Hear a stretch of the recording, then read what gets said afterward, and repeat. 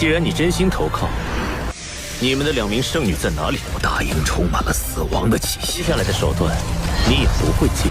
你不是说要见圣女吗？假面长老，您可回来？今天怎么阴阳怪气的？他正在用膳呢。这老子提升了，不要进行。都是圣灵教的强者，你已经很想，难道被他发现了？ Pada cerita sebelumnya, Yuho dikejutkan oleh tetua ketiga yang berjalan menghampiri Dolu Bertopeng serta Nanggung Wan.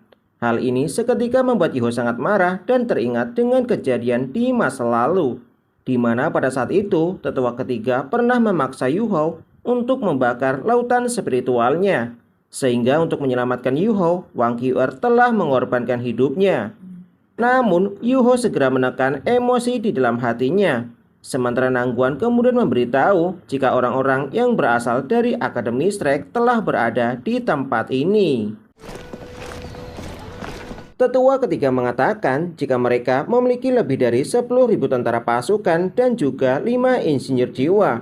Selain hal tersebut, pemimpin tertinggi juga menjaga benteng pertahanan secara pribadi. Bahkan jika semua elit Akademi Shrek ada di tempat ini, kemampuan mereka di medan perang akan sangat terbatas. Tetua ketiga kemudian mengalihkan pandangannya ke arah Dolu Bertopeng dan bertanya, apakah dia telah mengusir kedua selirnya. Dengan wajah tidak berdaya, Dolu Bertopeng meminta kepada tetua ketiga untuk tidak mengukit luka lama karena pemimpin tertinggi telah memarahinya. Sehingga jika tetua ketiga tertarik kepada kedua gadis tersebut, maka Dolu Bertopeng akan memberikannya. Namun tetua ketiga mengatakan jika dia tidak menyukai hal-hal seperti ini. Namun Dolu Bertopeng mengatakan bagaimana mungkin dia tidak menyukai hal seperti ini. Bukankah dia pernah memenjarakan seorang wanita? Mendengar hal ini seketika membuat tetua ketiga merasa terkejut. Bagaimana mungkin Dolu Bertopeng bisa mengetahuinya? Sementara Nanggung Wan baru hari ini mendengarnya. Namun Dolu Bertopeng tidak memberitahu bagaimana dia mengetahuinya dan segera pergi meninggalkan tempat tersebut.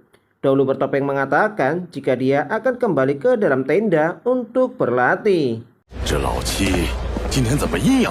Sambil melihat ke arah perginya Dolu Bertopeng, tetua ketiga merasa jika hari ini Dolu Bertopeng nampak sedikit berbeda. Nangguan beranggapan jika kemungkinan besar Dolu Bertopeng dalam suasana yang tidak baik karena pemimpin tertinggi telah menegurnya. Yuho kemudian menabrak wanita suci yang juga hendak pergi meninggalkan tempat tersebut. Sesaat kemudian meminta maaf kepada wanita suci. Setelah melihat kondisi Tangya saat ini, Yuho dapat mengetahui jika jiwa Tangya pasti telah disegel, serta roh pelindungnya telah terinfeksi oleh roh pelindung jahat. Namun racun jahat ini telah memperkuat roh pelindungnya, sehingga membuat Tangya menjadi master jiwa jahat 8 cincin jiwa. Singkat cerita, setelah kembali ke dalam tenda Dolu Bertopeng, Yuho kemudian mulai bermeditasi. Yuho menyadari jika informasi yang telah diberikan oleh Nanggung Wan sangatlah akurat. Sehingga Yuho kemudian mencari sebuah cara untuk membawa Tangya pergi dari kamp militer Kerajaan Matahari Bulan. Beberapa saat kemudian ketika langit telah menjadi semakin gelap, Yuho kemudian mulai menciptakan tubuh avatar spiritual. Tak lama kemudian tubuh avatar spiritual Yuho keluar dari dalam tenda dan pergi untuk mengamati situasi di kamp militer Kerajaan Matahari Bulan. Sementara itu di kamp militer Kerajaan Matahari Bulan terdapat banyak tentara yang sedang berjaga di garis depan, yang dimana setiap orang yang akan memasuki kamp militer tersebut maka orang itu harus diperiksa terlebih dahulu. Dikarenakan posisinya takut diketahui oleh alat jiwa Matahari Bulan, maka tubuh spiritual Yuho hanya bisa mengamatinya dari sisi kejauhan. Meski Yuho berharap dapat menemukan salah satu gudang alat penyimpanan Kerajaan Matahari Bulan dan dapat dia gunakan untuk mendukung rencana Yuho nantinya, namun di tempat ini, Yuho tidak melihat satupun gudang alat penyimpanan Kerajaan Matahari Bulan. Sehingga Yuho beranggapan jika gudang penyimpanan tersebut pasti telah berada di barisan depan alat jiwa. Sehingga Yuho harus menerobos pertahanan alat jiwa tersebut. Namun Yuho menyadari bahkan dengan kemampuan Tetua Song akan langsung diketahui oleh pihak musuh. Sehingga Yuho kemudian memikirkan sebuah cara bagaimana dia akan melakukannya. Tak lama kemudian, tubuh spiritual Yuho segera kembali ke dalam tenda dahulu bertopeng dan masuk ke dalam tubuh Yuhao. Sesaat kemudian, Yuho mulai membuka kedua matanya.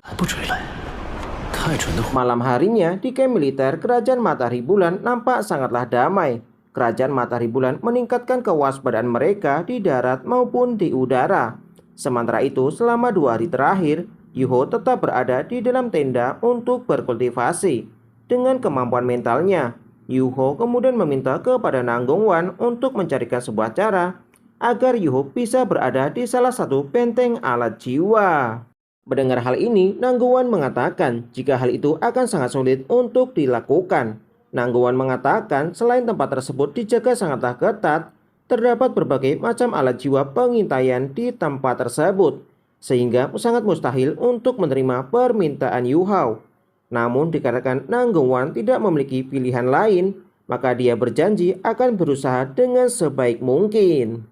Singkat cerita, setelah selesai makan malam, Nanggongwan kemudian memberitahu Yuhao jika Sekte Roh Suci memiliki hak untuk mengawasi dan memantau pasukan di garis depan, yang dimana pemimpin tertinggi mereka baru saja mengeluarkan perintah, sehingga mereka akan menggunakan kesempatan ini.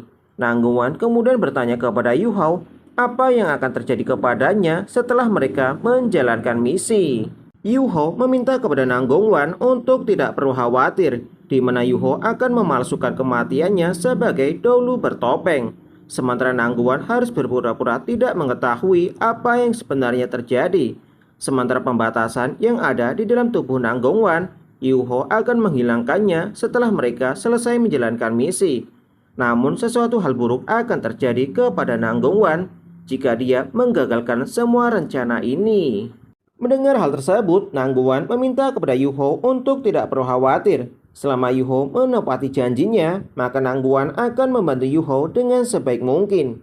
Keesokan paginya, ketika Yuhao berjalan menuju sebuah kantin, dia tiba-tiba merasakan aura Tangya tepat berada di belakangnya. Sehingga Yuhao kemudian langsung menyapa Tangya. Sementara Tangya merasakan jika aura tetua ketujuh nampak sedikit berubah. Sehingga Tangya kemudian bertanya kepada tetua ketujuh, apakah dia mengalami masalah dengan kultivasinya.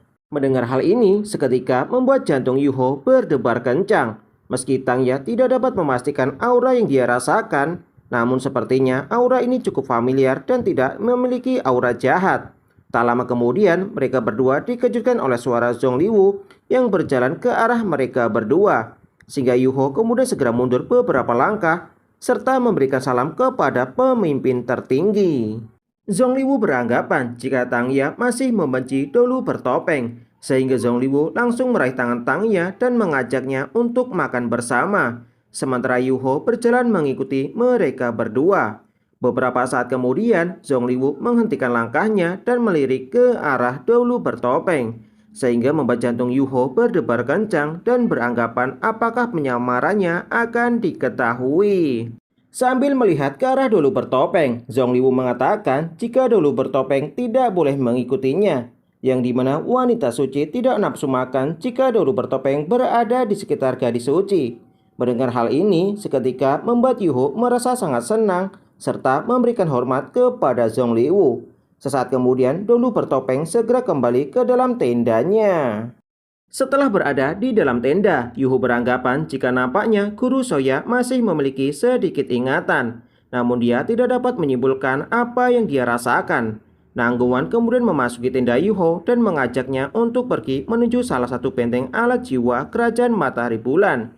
Dalam perjalanan, Nanggongwan memberitahu jika 3 dari 4 master jiwa jahat telah dikirim untuk mengawasi benteng pertahanan insinyur jiwa keempat. Sehingga Nanggongwan mengajak Yuhao untuk mengawasi benteng pertahanan insinyur jiwa kedua. Nanggongwan juga memberitahu jika terdapat formasi alat jiwa di tempat ini. Tak lama kemudian, seorang titel Dauluo sekaligus insinyur jiwa tingkat 8 bernama Guonu menyambut kedatangan Nanggongwan serta menunjukkan sebuah jalan. Tak lama kemudian, Yuhao mulai mengamati seluruh alat jiwa di tempat ini, yang dimana di tempat ini memiliki lebih dari 100 meriam jiwa jarak jauh. Selain hal tersebut, Yuhao juga melihat beberapa gudang penyimpanan yang dilindungi oleh formasi alat jiwa. Nanggungan kemudian bertanya kepada Komandan Insinyur Jiwa tersebut, apakah dia memiliki barang yang cukup bagus. Komandan Insinyur Jiwa ini mengatakan jika dia sudah mempersiapkannya untuk mereka berdua. 没事的，只是被魂力探测魂导